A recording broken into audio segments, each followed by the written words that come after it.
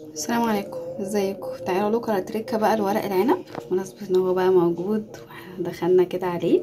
بصوا، اهم حاجه في ورق العنب دبس الرمان. طيب اللي ما عندوش دبس رمان هنا بقى دي التركه، مفيش دبس رمان دلوقتي، هنعمل ايه؟ هنحط حاجتين في الشوربه بدل دبس الرمان. هنحط ليمون وهنحط معلقه من العسل الاسود.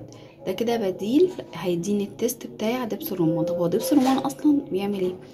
بيدي كده مزازة وسكارة في نفس الوقت، الاتنين مع بعض كده بيخلي طعم ورق العنب احلى بكتير.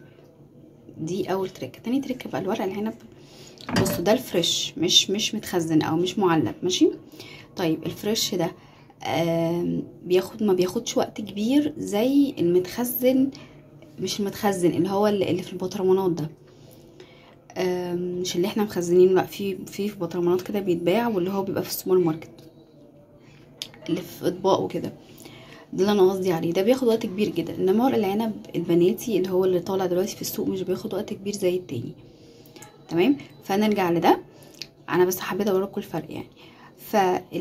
ده هنحط الشوربه دلوقتي المقدار المناسب للحله دي، وزي ما قلت لكم هنظبط طبعا الملح والكلام ده كله. وهنحط زبده، تمام، او زيت براحتكم. وهنحط كمان قشطه، معلقه من القشطه او السمنه البلدي.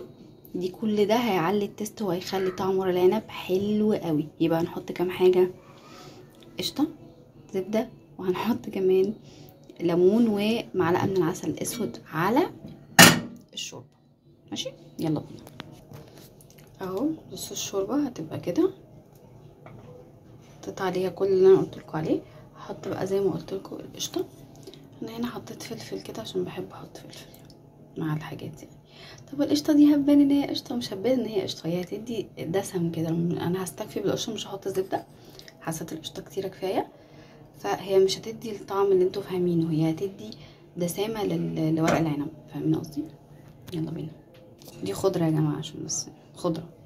ماشي، بس سيبوا بقى يستوي وكلوا احلى ورق عنب. اعملوا التريكات دي وهتشوفوا فرق رهيب في الطعم. اشوفكم على خير التريكه الجايه. باي باي.